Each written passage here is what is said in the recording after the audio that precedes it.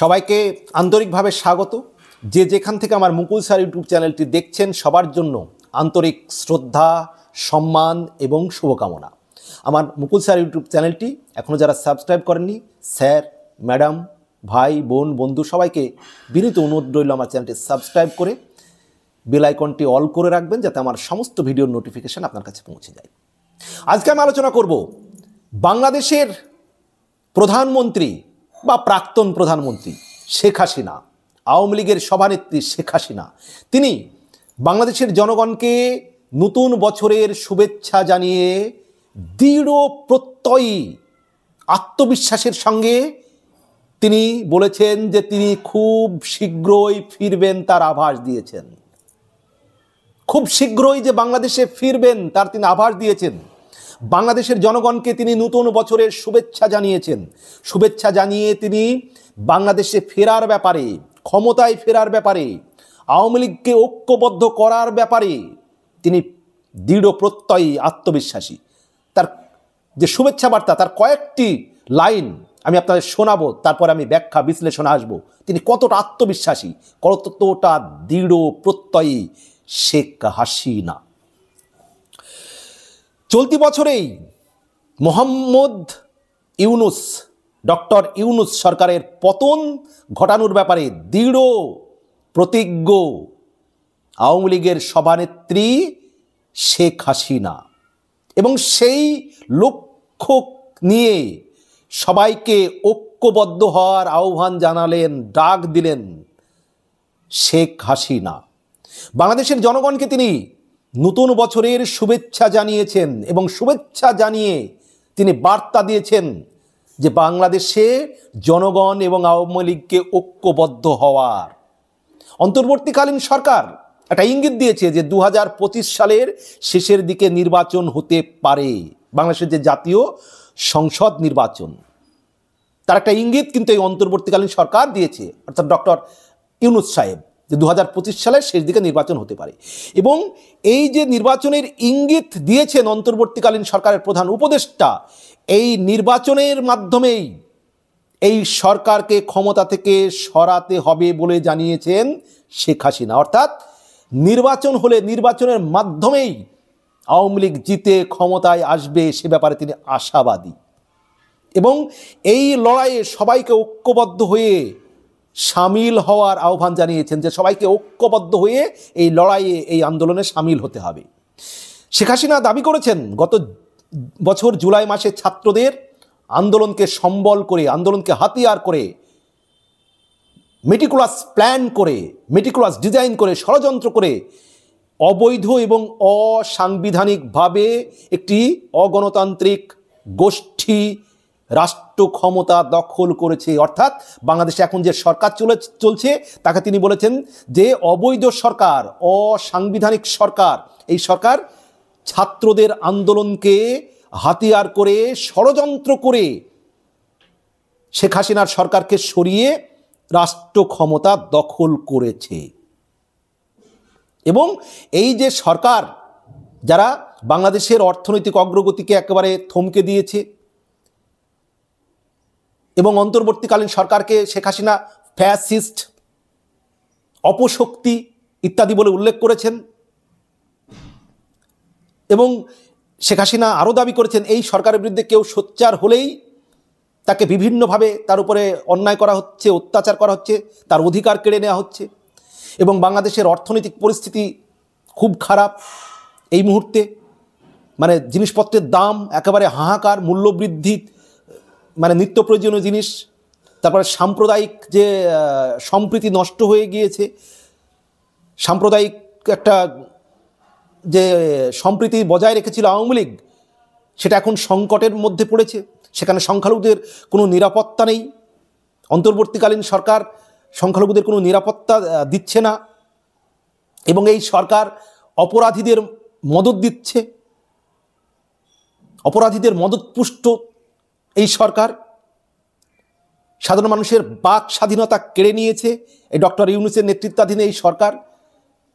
সে ব্যাপারটিও শেখ হাসিনা উল্লেখ করেছেন। এবং তার যে কথাতে কিন্তু সব একেবারে তীব্র আক্রমণ ডক্টর ইউনূসের যে অন্তর্বর্তীকালীন সরকারকে, এবং ফিরে আসার ব্যাপারে তিনি আশাবাদী এবং জনগণকে ঐক্যবদ্ধ হয়ে আন্দোলনে সামিল হওয়ার কিন্তু তিনি ডাক দিয়েছেন। আরও কি বলেছেন, যে অন্তর্বর্তীকালীন সরকার বাংলাদেশকে এক টুকরো একেবারে নরকে পরিণত করেছে বলে শেখ হাসিনা অভিযোগ করেছেন। বাক্যটি আবার শুনুন, যে বাংলাদেশকে আজকে এই যে ডক্টর মোহাম্মদ ইউনূসের নেতৃত্বাধীন যে সরকার, এই সরকার বাংলাদেশকে এক টুকরো নরকে পরিণত করেছে বলে শেখ হাসিনা অভিযোগ করেছেন।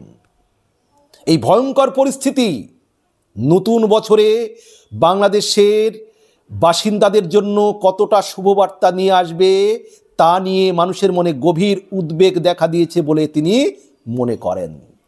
যেই যে পরিস্থিতি, যে বাংলাদেশকে এক টুকরো নরকে পরিণত করেছেন এই অন্তর্বর্তীকালীন সরকারের প্রধান ডক্টর ইউনূস এবং তার যারা উপদেষ্টা, এখন এই যে নরকের পরিস্থিতি তৈরি করা হয়েছে, এই ভয়ঙ্কর পরিস্থিতি নতুন বছরে কতটা শুভবার্তা নিয়ে আসবে বাংলাদেশের মানুষের জন্য, সে ব্যাপারে কিন্তু তিনি যথেষ্ট উদ্বেগ প্রকাশ করেছেন।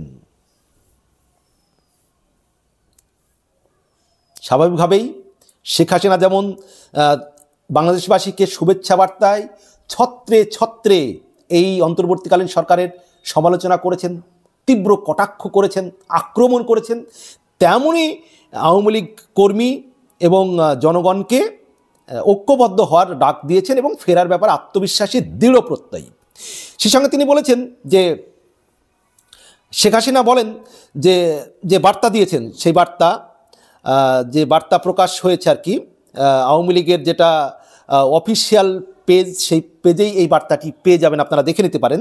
সেই বার্তায় আরও লেখেন বা বলা হয়েছে যে শেখ হাসিনা যেটা বার্তায় বলেছেন, স্বাভাবিকভাবেই আমার প্রত্যাশা থাকবে নতুন বছরের যাত্রার মধ্য দিয়ে বাংলাদেশ সামনের দিকে এগিয়ে যাবে। অর্থাৎ নতুন বছরের যাত্রার মধ্য দিয়ে বাংলাদেশ সামনের দিকে এগিয়ে যাবে, বাংলার জনগণ সুখী, সমৃদ্ধি ও শান্তিতে বসবাস করবে। কিন্তু এই প্রত্যাশার সঙ্গে প্রাপ্তির সম্ভাবনা যে ক্ষীণ থেকে ক্ষীণতর হয়ে যাচ্ছে তা আমাদের আশাহত করে। অর্থাৎ আমি আশা করি বাংলাদেশ সুখ, সমৃদ্ধির, শান্তির দিকে এগিয়ে যাবে, কিন্তু বাংলাদেশের যে পরিস্থিতি, সেই পরিস্থিতি আমরা যে আশা করছি সেই আশা ক্ষীণ থেকে ক্ষীণতর হচ্ছে, অর্থাৎ সম্ভাবনা দিন দিন কমে যাচ্ছে। তো ডক্টর ইউনূস সাহেব, আপনার যে অন্তর্বর্তীকালীন সরকার, সেই সরকারের যে কর্মকাণ্ড, বাংলাদেশের মানুষ এখন যেভাবে আপনার বিরুদ্ধে মুখ খুলতে লেগেছে এবং জনগণ যেভাবে বলতে লেগেছে, জনগণ এই জানুয়ারি থেকেই মোটামুটি ঐক্যবদ্ধ হয়ে নামবে। তো আমি হাসিনা ম্যাডামের যে বার্তা, সেটা তো গেলই, এবার কিছু কথা বলি, আরও অনেক কথা আছে।